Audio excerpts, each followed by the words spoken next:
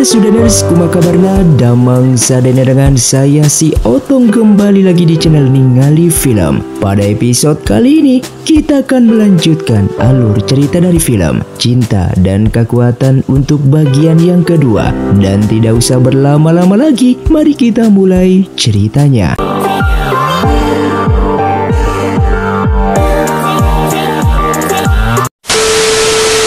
Film pun dilanjutkan dengan Pangeran Yu Feng yang mencoba menerobos sungai tersebut dengan kekuatan spiritualnya. Bahkan yang lainnya pun mencoba membantunya agar Li Xuan bersama Su Yao bisa keluar dari sana. Namun usaha mereka sepertinya tidak berhasil.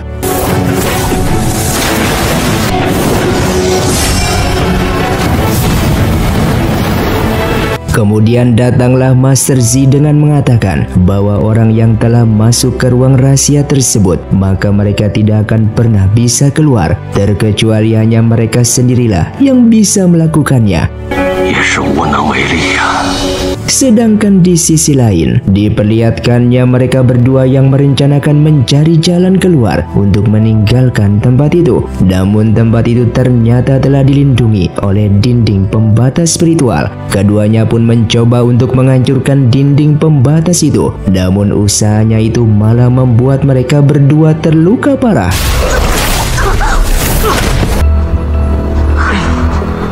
Lalu sang kakek pun datang dengan mengatakan bahwa mereka tidak akan bisa keluar dari sini, yang membuat Su Yao menjadi sangatlah bersedih karena terjebak di tempat itu. Padahal tujuannya ia hanya ingin membebaskan Kaisar Naga.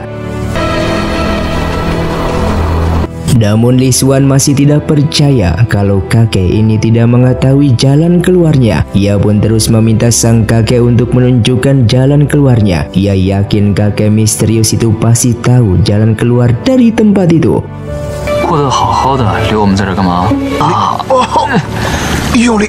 Sampai akhirnya sang kakek pun memberikan sebuah benda. Namun benda itu hanya memiliki akses satu orang untuk keluar dari tempat ini. Tentu saja membuat Li Xuan menjadi bingung. Namun daripada tidak ada jalan keluar, ia pun menerima benda tersebut. Dan singkatnya, keesokan harinya, ia pun langsung menemui Su Yao dengan mengatakan bahwa benda itu bisa membantu mereka bisa keluar dari tempat ini. Namun Su Yao belum mengetahui jika benda tersebut hanya bisa mengeluarkan satu orang saja.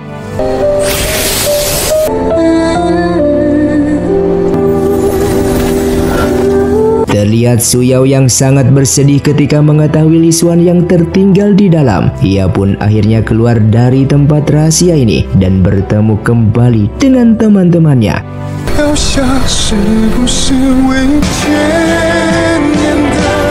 Sedangkan Li Xuan tetap tidak berputus asa. Ia pun terus mencoba mencari jalan keluar. Namun usahanya tidak pernah berhasil dan ia malah justru terluka. Dengan melihat kegigihan Li Xuan yang ingin keluar, sang kakek itu sepertinya tidak tega dan ia mengajak Li Xuan ke dalam ruang misterius. Di sini ia memperlihatkan sebuah sumur dengan mengatakan pada Li Xuan, di dalam sumur ini kemungkinan kecil akan bisa keluar ke dunia manusia. Namun kemungkinan juga Li Xuan akan mati kalau gagal dalam proses perjalanannya dan akan bertemu dengan seseorang penjaga ruang tersebut. Dikarenakan hanya satu tempat itu, satu-satunya harapan untuk keluar, Li Xuan pun nekat memasuki sumur itu. Namun ternyata di dalam sumur itu ia bertemu dengan seorang biksu kecil yang langsung menyerangnya.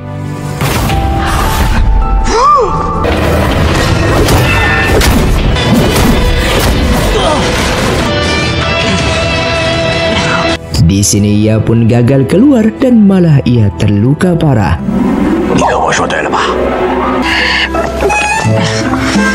Setelah itu ia pun kembali dirawat oleh sang kakek. Namun ia tetap tidak putus asa dan ia yakin biksu kecil itu bisa dilewatinya.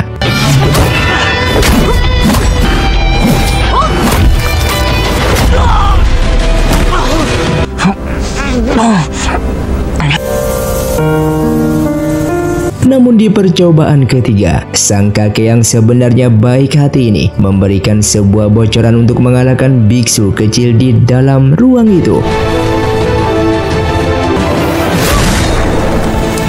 Setelah mengetahui rahasia mengalahkan biksu kecil tersebut, pada akhirnya biksu kecil itu pun menunjukkan jalan keluarnya untuk kembali ke alam manusia.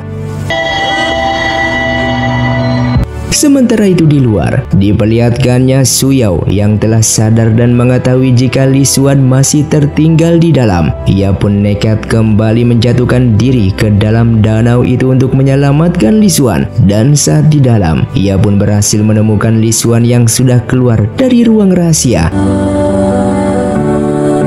Setelah kondisi Li Xuan membaik, ayahnya pun datang menjenguknya. Namun ternyata ayah Li Xuan ini memintanya untuk pulang. Yang pada awalnya Li Xuan tidak mau, namun sang ayah memaksanya agar Li Xuan tetap pulang. Dan ternyata di rumah itu sudah menunggu ibunya Meiran. Keluarga Meiran ini datang ke rumahnya Li Xuan bertujuan untuk mengajak anak-anak mereka menikah. Namun di sini Li Xuan menolaknya karena ia yang sudah menikah dengan Su Yao hingga membuat sang ayah marah kepadanya. Sementara itu Su Yao yang sudah kembali justru dimarahi oleh masternya karena belum juga bisa membebaskan Kaisar Naga. Di sini sang master yang mengetahui kalau Su Yao sudah menikah dengan Li Xuan, ia pun memiliki sebuah ide, yaitu Li Xuan harus meminta pelakat tersebut kepada Li Xuan sebagai mas kawin pernikahan mereka. Oleh karena itu, Su Yao harus mengumumkan bahwa pernikahannya di depan umum, dan setelah mendapatkan pelakat tersebut, Su Yao pun harus membunuh Li Xuan. Sedangkan putra mahkota yang telah mendengar bahwa Li Xuan akan mengumumkan pernikahannya dengan Su Yao, ia pun mempunyai ide dan akan merusak rencana tersebut. Singkatnya, Li Xuan pun mengumumkan pernikahannya di depan teman-temannya. Namun ternyata Su Yao selalu teringat pesan dari masternya agar meminta mas kawin pelakat rahasia tersebut, dan setelah itu membunuh Li Xuan. Namun di sini Su Yao tidak berani melakukan hal itu dengan mengatakan bahwa ia tidak pernah menikah dengan Li Xuan, bahkan ia tidak mencintainya. Mendengar itu Li Xuan sangatlah terkejut dan ia tak menyangka kalau Su Yao akan berubah seperti itu.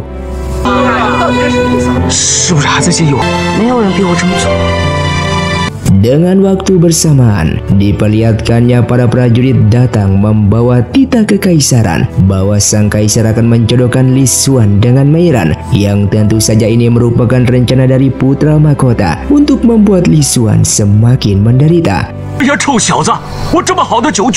Sementara itu Su Yao pun kembali bertemu dengan masternya, dan sang master kembali marah kepadanya karena Su Yao yang belum juga mendapatkan pelakat rahasia tersebut. Lalu Su Yao pun berjanji kembali dengan menjelaskan kalau ia akan mendapatkan pelakat itu secepat mungkin. Namun saat ini ia tidak bisa membunuh Li Xuan.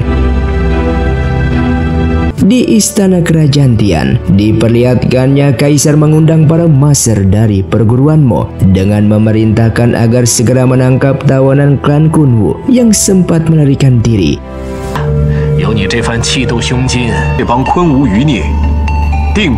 Singkatnya, diutuslah pangeran kedua untuk memimpin para murid perguruan Mo untuk menangkap klan Kunwu.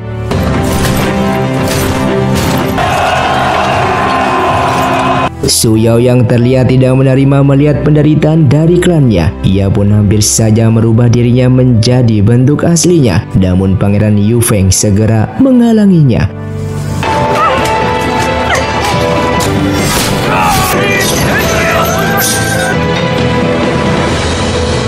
Di keesokan malamnya, terlihat Yu Feng membantu Su Yao untuk menyelinap masuk ke dalam tahanan Tuan King dan akan membebaskannya. Namun Tuan King justru memintanya untuk segera meninggalkan tempat ini karena sebentar lagi pasukan kerajaan akan datang ke sini.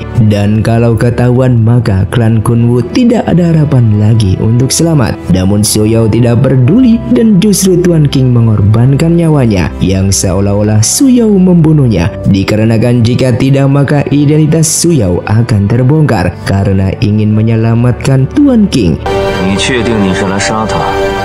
Keesokan harinya Su Yao yang menyelinap ke dalam kamar Li Xuan untuk mencuri plakat rahasia yang selama ini dibawa oleh Li Xuan, yang pada akhirnya ia pun mendapatkan plakat tersebut. Namun ternyata di luar sudah ada pengawal Li Xuan yang mengetahui tindakan Su Yao itu.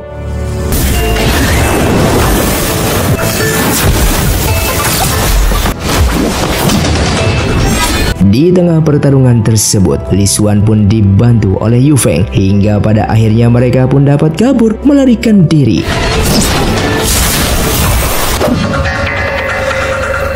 Setelah mendapatkan plakat rahasia itu, dengan segera ia pun menuju tempat rahasia, di mana tempat itu sang kaisar naga disegel. Ia kemudian menemukan sebuah pedang yang sepertinya pedang itulah yang menjadi kunci untuk membuka formasi tersebut. Beberapa kali ia pun mencoba mencabut pedang itu namun tidak pernah berhasil, yang ternyata di pedang itu tertuliskan pelindung kerajaan, yang artinya pedang itu hanya bisa dicabut oleh seorang pelindung kerajaan yang merupakan Li Xuan.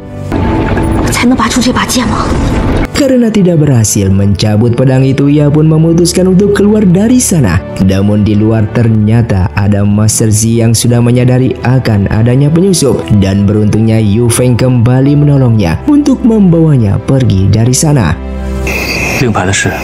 Di sini Yu Feng meminta plakat rahasia yang dibawa oleh Su Yao itu, karena jika Su Yao ketahuan telah mengambilnya, maka klan Kunwu akan musnah, dikarenakan Su Yao satu-satunya penerus klan Kunwu yang masih hidup.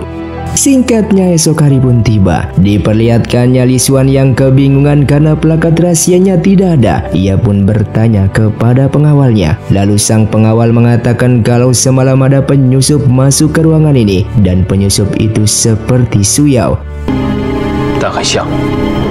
Sementara pangeran kedua sedang didatangi oleh ibunya yang merupakan selir dari sang raja, dan ternyata pangeran kedua ini merupakan seorang wanita yang memang diperintahkan ibunya untuk menjadi seorang pria, karena di saat dulu sang kaisar menginginkan anak laki-laki untuk melanjutkan tahtanya, namun ibunya ini justru melahirkan seorang bayi perempuan, yaitu pangeran kedua ini. Di sisi lain, Li Xuan yang menemui Su Yao dan menginterogasinya tentang hilangnya plakat tersebut. Namun Su Yao mengatakan bahwa ia tidak mengetahui dan ia tidak mencuri plakat itu. Sampai akhirnya ada seorang murid yang datang dan mengembalikan plakat itu dengan mengatakan kalau plakat itu tiba-tiba berada di dalam kantongnya. Di tempat lain, pangeran kedua didatangi beberapa orang prajurit, dan prajurit ini mengatakan bahwa ia diutus oleh putra mahkota untuk membawa pangeran kedua ini ke suatu tempat, karena putra mahkota akan mengadakan perjamuan makan, yang pada awalnya pengawal milik pangeran kedua menolak dengan alasan kondisi sang pangeran kedua masih sakit. Namun prajurit itu justru mengancam mereka berdua karena ini atas perintah dari sang putra mahkota. Sampai akhirnya pangeran kedua bersedia memenuhi undangan putra mahkota, walaupun mereka sudah mencurigai jika putra mahkota sedang merencanakan niat yang jahat.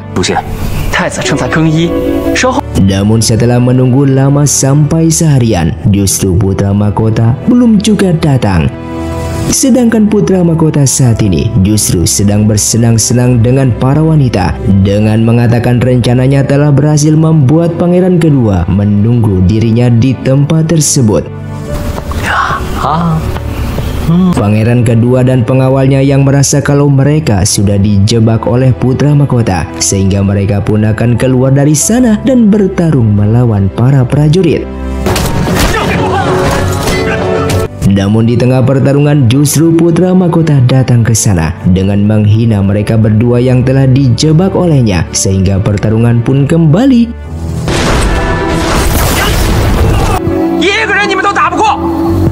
Sedangkan Li Xuan yang sebelumnya akan dijodohkan oleh kaisar dengan Mei Ran, ia pun berpikir bagaimana caranya agar sang kaisar mencabut titanya tersebut. Ia pun berniat akan menemui pangeran kedua untuk meminta bantuannya agar pangeran kedua memohon kepada sang kaisar untuk mencabut tita sang kaisar tersebut.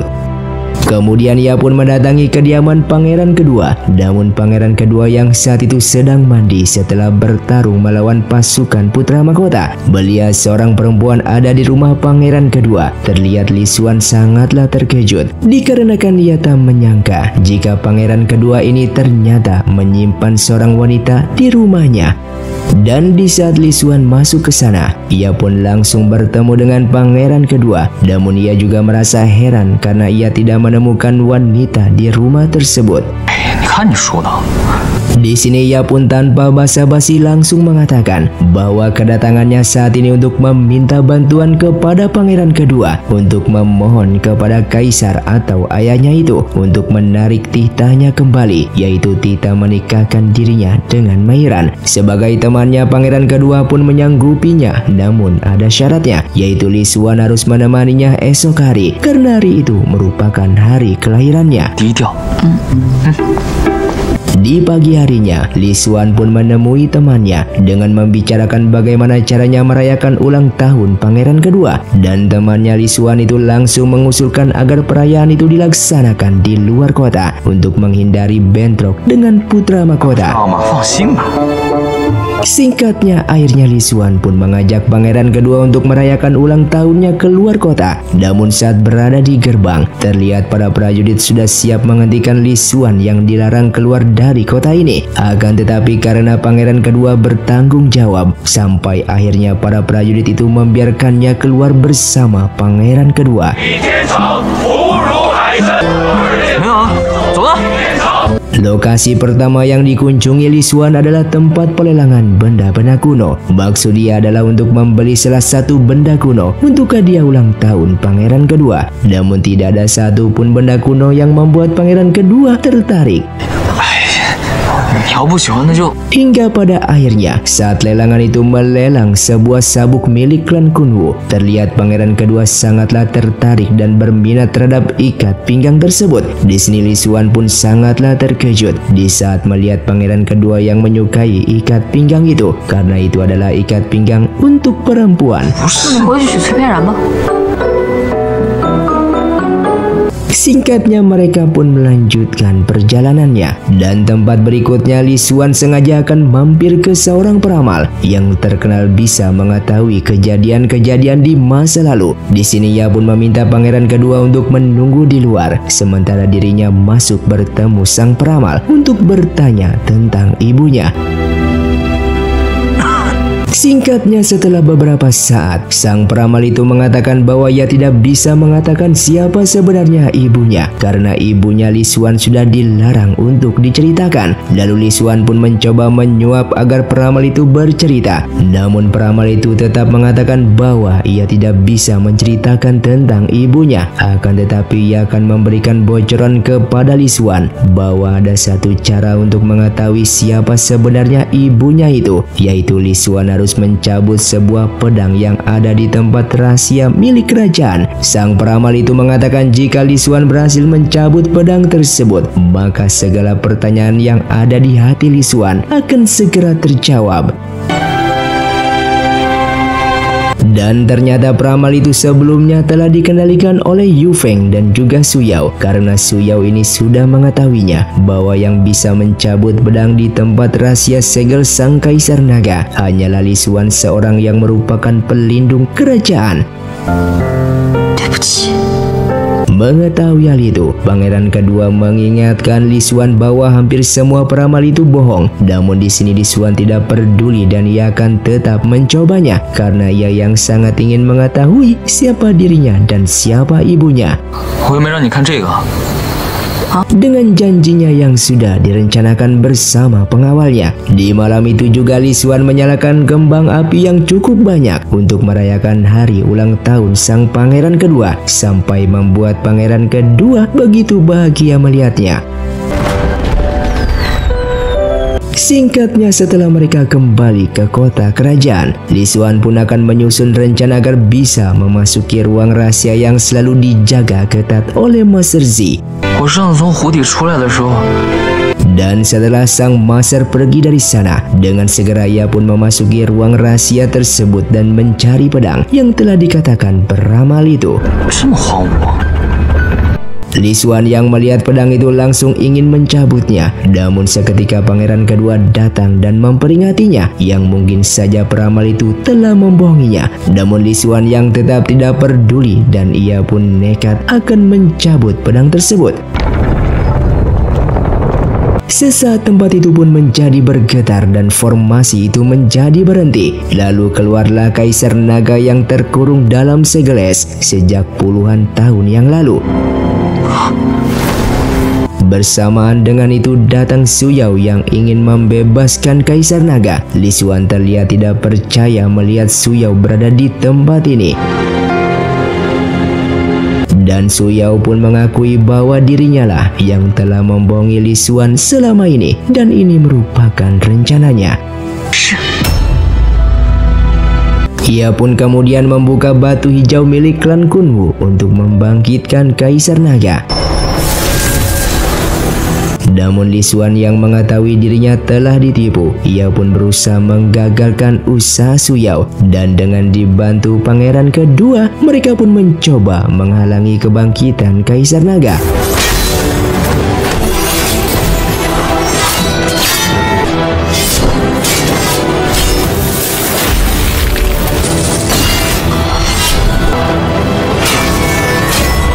Dan seketika segel es itu pun mulai retak. Dengan waktu bersamaan tiba-tiba sebuah kekuatan misterius keluar yang merasuki tubuh salah satu murid di perguruan Mo yang bernama Zong. Di saat Li Xuan terdesak, seketika Su Yao mendapatkan bisikan dari masternya untuk segera membunuh Li Xuan dan ia pun langsung menusuk Li Xuan dengan pedangnya.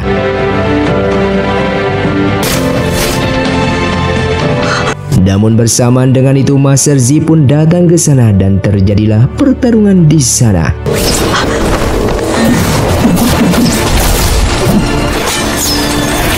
Di saat Su Yao melempar batu tersebut ke arah segel Kaisar Naga, saat itulah Li Xuan bangkit menghancurkan batu tersebut hingga menjadi hancur. Di sini Su Yao pun bersedih karena harapan membebaskan Kaisar Naga pada akhirnya sirna.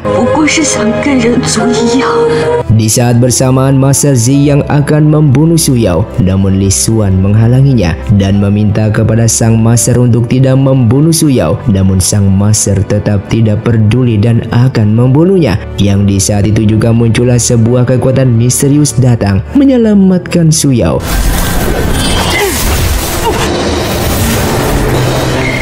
Mengetahui segel es Kaisar Naga yang sudah retak, Master Zi kemudian menyegel kembali dengan darah Li Xuan dan terlihat pangeran kedua yang melihat itu menjadi bertanya-tanya siapakah sebenarnya Li Xuan ini dan kenapa darahnya bisa dipakai untuk menyegel Kaisar Naga.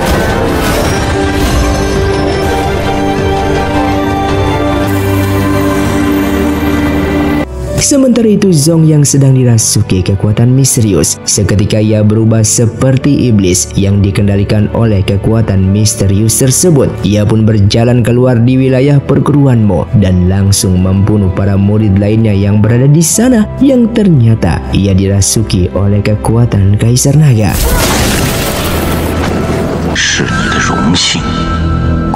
Namun di sini semua orang menuduh pembunuhnya adalah Su Yao. Li Xuan yang melihat teman-temannya tewas mengenaskan, ia pun merasa bersedih dan merasa bersalah karena dirinya yang terlalu ceroboh, yang terlalu percaya terhadap ramal, yang ternyata itu semua merupakan rencana dari Su Yao yang ingin membebaskan Kaisar Naga. Kemudian Master Zi pun memerintahkan para muridnya untuk menutup gerbang kota untuk mencari dan menangkap Su Yao hidup-hidup. Sementara itu Zong yang sudah dikendalikan oleh kekuatan Kaisar Naga, ia pun terus berjalan dan membunuh setiap orang yang dijumpainya. Sementara itu Su Yao sendiri disembunyikan oleh Yu Feng di suatu tempat yang aman. Ia pun terlihat putus asa karena gagal membangkitkan Kaisar Naga. Namun Yu Feng terus memberikan semangat, bahkan memberikan harapan masih ada cara untuk membangkitkan Kaisar Naga kembali. Dan syaratnya yaitu Su Yao harus ikut dengannya pulang ke kerajaan Guo. Dan ternyata motif Yu Feng ini membantu Su Yao membangkitkan sang Kaisar Naga adalah ia ingin Kaisar Naga membantai kerajaan Tian, karena selama ini kerajaan Tian ternyata menindas kerajaan miliknya. Sementara itu Kaisar Tian melihat warganya yang dibunuh secara keji. Ia pun memerintahkan prajuritnya untuk menangkap Li Xuan karena ia menganggap yang harus bertanggung jawab adalah Li Xuan. Singkatnya, Li Xuan pada akhirnya dibawa ke istana untuk diadili. Saat Kaisar akan memutuskan hukuman bagi Li Xuan, seketika pangeran kedua mencoba membela Li Xuan yang mengatakan bahwa Li Xuan tidak mengkhianati klan manusia. Namun apa yang dilakukan pangeran kedua ini oleh pangeran pertama malah dianggap bahwa pangeran kedua bersekongkol dengan Li Xuan untuk memberontak. Dan terlihat ayahnya Li Xuan pun mencoba membela Li Xuan, namun Kaisar tetap menjatuhkan hukuman mati kepada Li Xuan. Singkatnya, sang Kaisar pun memerintahkan prajuritnya untuk memenggal kepala Li Xuan. Namun saat hukuman akan dilaksanakan, ayah Li Xuan maju ke depan menghadap Kaisar. Ia menyatakan bahwa kesalahan yang dilakukan Li Xuan adalah kesalahannya juga. Ia pun menyatakan siap menembus semua kesalahan Li Xuan dengan memohon kepada sang Kaisar agar tidak membunuh anaknya tersebut sebagai bentuk penebus dosa Li Xuan. Sang ayah pun langsung bunuh diri di depan Kaisar. Di sini Li Xuan yang mengetahui ayahnya mati bunuh diri membela dirinya. Ia pun menjadi bersedih. Ia tidak menyangka kalau masalah ini akan membunuh ayahnya tersebut.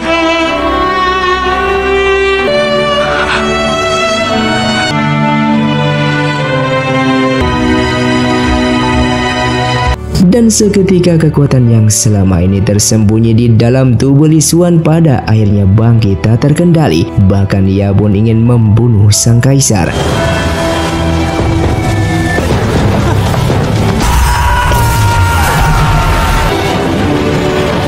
Namun beruntungnya Master Zi pun datang menghentikannya. Di sini ia pun memohon kepada Kaisar agar tidak menghukum mati Li Xuan, dan ia pun siap menanggung seluruh kesalahan Li Xuan. Yang pada akhirnya Kaisar membatalkan hukuman mati bagi Li Xuan. Namun ia tetap memerintahkan prajuritnya untuk memanjarakan Li Xuan karena baginya kekuatannya tersebut sangatlah bahaya dan mengancam dirinya. Singkatnya, beberapa hari kemudian, terlihat pangeran kedua yang menemui Kaisar dengan menyatakan pada ayahnya bahwa dirinya akan secepat mungkin menangkap Su Yao. Namun dalam penangkapan itu, ia membutuhkan seorang teman, dan teman-teman yang bisa menangkap Su Yao hanyalah Li Xuan. Sampai akhirnya Kaisar mengizinkan anaknya ini untuk menangkap Su Yao bersama Li Xuan sebagai bentuk penebusan kesalahan Li Xuan. Sementara Li Xuan saat ini masih bersedih di dalam penjara karena ia tak menyangka jika Su Yao akan berbuat kejam seperti itu.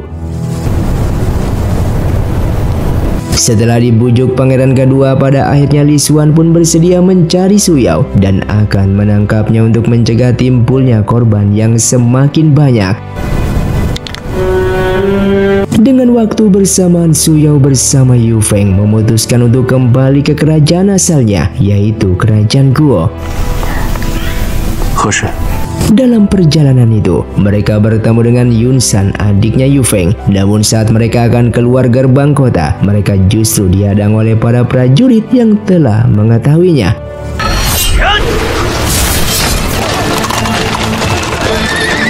Bahkan pangeran kedua juga menghadang mereka, sehingga pertarungan pun terjadi.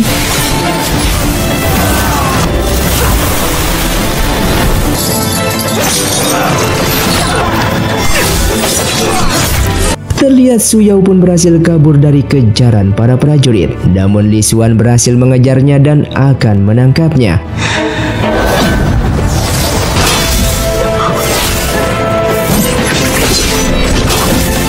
Dalam pertarungan itu Li Xuan tidak tega membunuh Su Yao, namun ia hanya melukainya.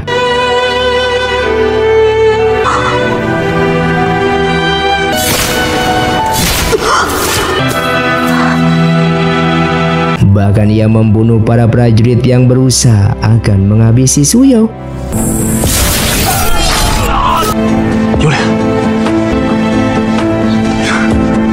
Dan kejadian itu pun langsung dilaporkan oleh salah satu prajurit kepada sang kaisar, yang membuat sang kaisar menjadi marah mendengar Li Xuan yang melepaskan Su Yao dan malah menyerang prajuritnya sendiri.